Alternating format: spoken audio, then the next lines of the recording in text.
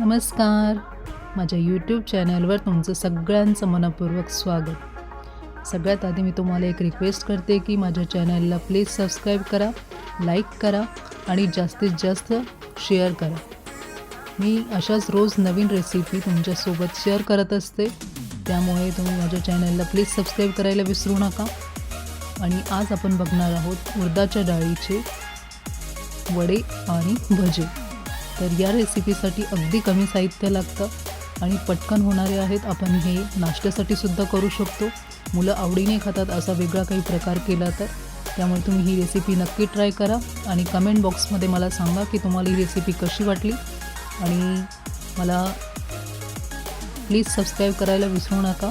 तर उडदाच्या डाळीच्या वड्यांसाठी आपल्याला लागणार आहे उडदाची डाळ, मुगाची डाळ.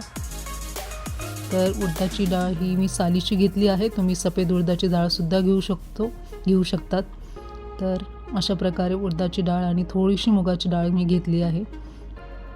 आता तुम्हाला किती व्यक्तींसाठी करायचं आहे त्यानुसार तुम्ही ते उडदाची डाळ आणि मुगाच्या डाळीचं प्रमाण घ्यायचं आहे. पण उडदाची डाळ मी जास्त घेतली आहे आणि त्याच्या थोड्याशा प्रमाणात मी मुगाची डाळ घेतली आहे. ती स्वच्छ दोन्ही डाळी मी धुवून नंतर मी झाकून ठेवलेलं आहे. जवळजवळ आपल्याला ते 7 ते 8 तास भिजवायचे आहे ही डाळ.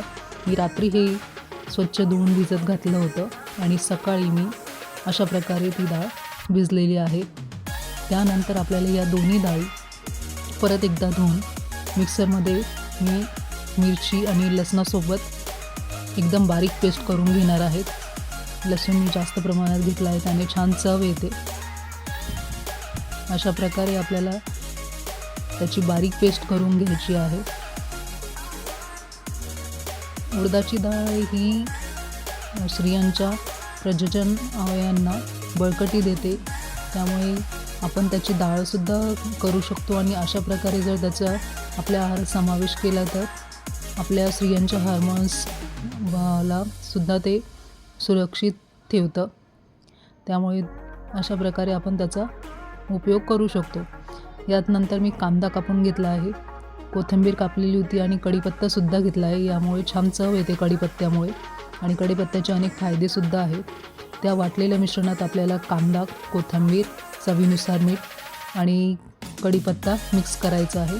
ते सगळं मिश्रण व्यवस्थित मिक्स करून घ्यायचं आहे आणि नंतर आपण याचे वडे करणार आहोत.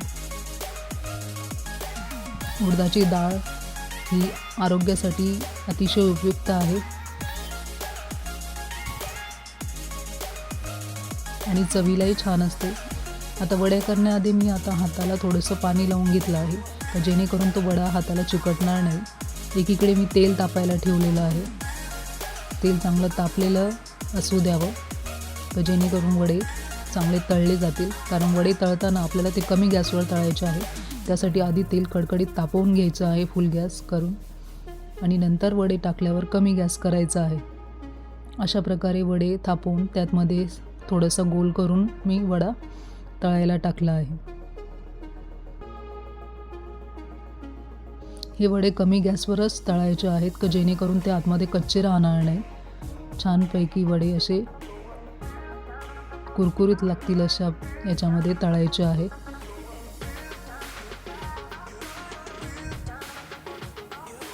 अशा प्रकारे आपले वडे तळून झालेले आहेत.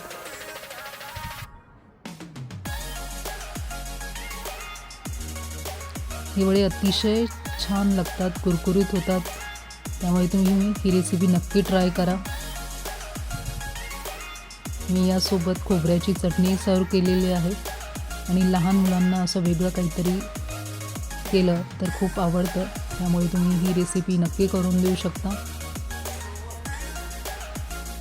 अशा प्रकारे आपली ही डिश तयार आहे.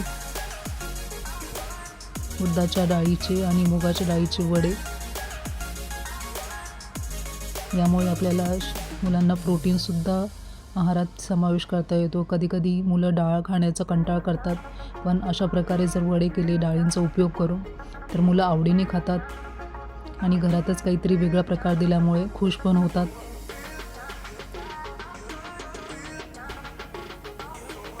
आणि पाहुण्यांना वगैरेसुद्धा आपण हा प्रकार किंवा काही पार्टी असेल घरात छोटीशी तर आपण नक्की ट्राय करू शकतो. सकाळी नाश्त्यासाठी सुद्धा हा प्रकार खूप छान आहे. तुम्ही नक्की ट्राय करा. आतून सुद्धा बघा आता हा वडा किती छान मस्त तळला गेला आहे आणि कुरकुरीत झाला आहे. आता याचे वडेसुद्धा ते केलेच आहे आपण भजेसुद्धा करू शकतो. अशा प्रकारे आपले वडे आणि भजे तयार आहेत. चला तर मग भेटूया नवीन रेसिपीमध्ये, नवीन व्हिडिओमध्ये. नमस्कार. थँक्यू.